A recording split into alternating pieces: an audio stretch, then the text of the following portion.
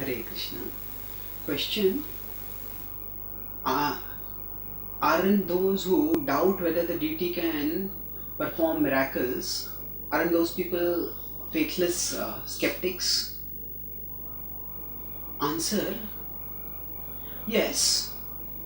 Those who doubt the deity's omnipotence are definitely faithless skeptics. But that is not the issue at all when we are discussing miracles. This argument is a straw man argument. Straw man means when, say, two people are going to have a fight, two boxers are going to fight, and one boxer, instead of getting the real competitor, real opponent, makes a straw replica of that opponent and beats it down and says, I have defeated the opponent. That is using straw man arguments. So no devotee is going to claim that the deities cannot perform miracles. The issue to be discussed is whether the deities did perform miracles in a particular setting, in a particular situation. So there, if Guru Sadhu Shastra tell us that the deities have performed miracles, then we accept it entirely. But so Krishna is omnipotent, but Krishna in the material world doesn't always, or for that matter even usually, demonstrate his omnipotence. So when Krishna demonstrates his omnipotence, then those are extraordinary, thrilling events. And when he actually, so it's not that it's a regular event that happens. It is very rare if Krishna demonstrates his omnipotence in some extraordinary ways. And we need to use our Krishna-given intelligence based on Guru Sadhu Shastra to evaluate whether a particular event is actually attributable to Krishna or it is attributable to a natural explanation. So the question here is not whether nobody is questioning or doubting whether the deities can perform miracles. The question is whether the deities did perform miracles in this case or not, in a particular case or not. And further, at one level we may say that everything is attributable to a divine cause. Sarva karana karana. Yes, that is true. Everything is attributable to a divine cause, but not everything takes us towards the divine.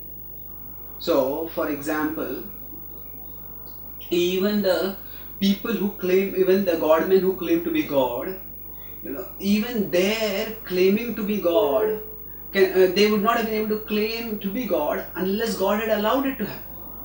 So, the fact that something is sanctioned by God does not necessarily mean it is going to take us towards God. So, at one level, everything that happens, including, say, a particular miraculous seeming event, that is sanctioned by the Lord. But whether that is a manifestation of a direct intervention of the Lord or that is a manifestation of the natural order that God has created in this world, these are two different issues. The very reason why extraordinary pastimes such as Kirchor Gopinath or Sakshi Gopal find place in scripture is because they manifest a direct intervention of God within the natural order. So, in the sense of ultimate causation, yes, even the natural order is caused by God. Maya adhyakshena prakriti sunyate sacharacharam. And so, in that sense, yes, definitely everything has ultimately has a divine cause. But not everything that happens that has a divine cause takes us towards the divine. And even in the circle of religions or in those places where deities are associated, there are many pujaris who exploit people's sentiments by claiming miracles, and so their being able to fleece people is ultimately sanctioned by the Lord. But those who get fleeced thus do not go towards God by that. So we can't say that because everything is sanctioned by Krishna, so everything is going to take us towards Krishna.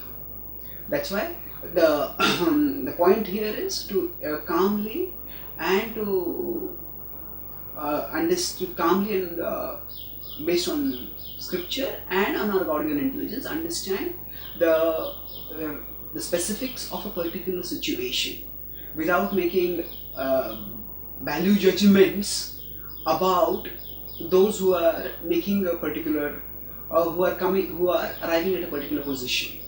The making value judgments will only charge the atmosphere and polarize the discussion. And we are all devotees and we are all trying to serve Krishna according to our capacity in a way that works for our head and heart. And rather than labeling devotees as such, or like to be gullible or to be skeptical, we all need to understand that we have different natures, and where Guru Sadhu Shastra are not unambiguously unanimous, there different devotees can have different positions. Thank you. Hare Krishna.